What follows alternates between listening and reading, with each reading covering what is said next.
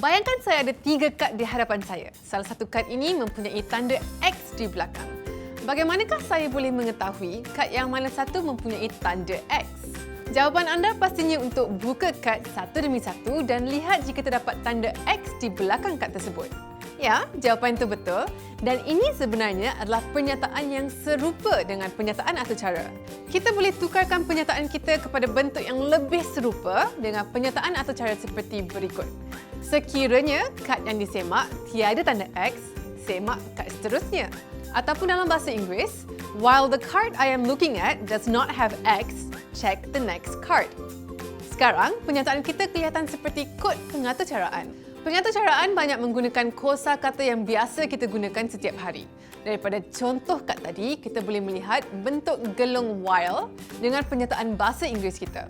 Pengulangan sesuatu tindakan sebanyak X kali adalah perkara yang biasa dilakukan dalam pengaturcaraan sehingga saintis komputer mencipta struktur kawalan ulangan untuk memudahkan aturcara ulangan ini. Cuba kita lihat balik contoh kita tadi. Kita boleh menjelaskan tindakan ulangan tadi seperti berikut. Bagi setiap kad, buka dan lihat jika ianya mempunyai tanda X.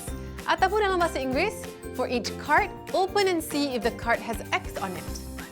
Terdapat 3 cara untuk mengaplikasikan struktur kawalan ulangan. Kita telah mempelajari 2 cara iaitu dengan gelung while dan gelung do while. Hari ini kita akan pelajari variasi ketiga iaitu gelung for. Sekarang kita akan cuba untuk memaparkan hello sebanyak 3 kali. Dalam gelung while, ini adalah rupa atau caranya.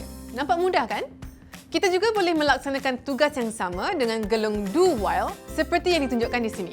Tetapi dalam kes ini, penggunaan gelung do while adalah kurang sesuai kerana ia membuatkan aturcara kita lebih panjang. Daripada 5 baris dengan gelung while ke 7 baris dengan gelung do while. Cara terbaik untuk melaksanakan pengulangan sebanyak X kali adalah dengan menggunakan gelung for. Carta alih untuk gelung for kelihatan serupa dengan gelung while. Tetapi jika kita melihat kodnya, gelung for adalah jauh lebih efisien. Jika gelung while memerlukan 5 baris dan gelung do while memerlukan 7 baris, gelung for hanya memerlukan 3 baris untuk melaksanakan tindakan yang sama. Dalam gelung while dan do while, pembilang digunakan untuk mengira bilangan kali ulangan. Dalam gelung for, pembilang dibina built-in di dalam gelung itu. Baris 1 menetapkan bilangan ulangan yang dikehendaki. Di sini, kita tetapkan bilangan ulangan yang dikehendaki sebagai 3.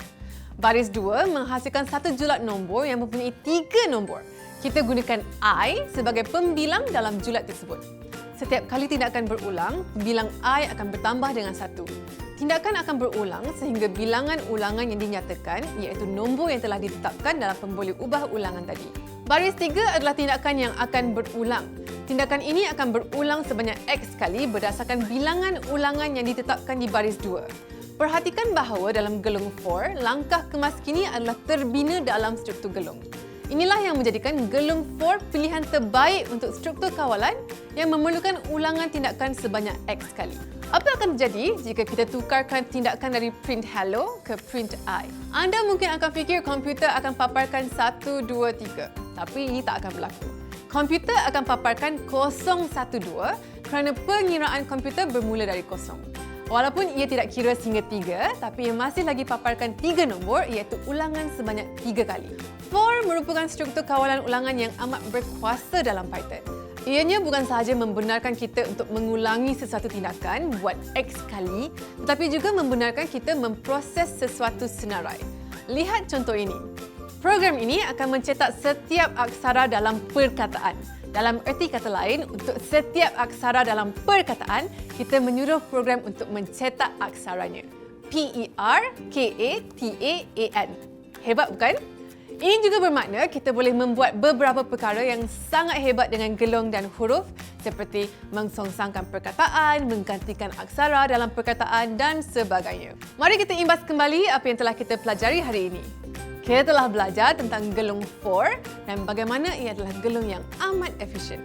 Untuk cabaran kali ini, cuba lihat segmen aturcara ini dan kesan perubahan pemboleh ubah dalam aturcara. Apakah output untuk perkataan Python?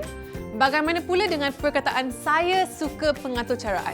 Lihat bagaimana anda boleh mengubahnya untuk membuat vowel stripper. Anda perlu membina program yang boleh memenuhi kedua-dua perkara berikut. Yang pertama, Tanya pengguna untuk masukkan satu rentetan dan yang kedua, keluarkan semua huruf vowel dari rentetan itu. A, E, I, O dan U. Selamat mencuba!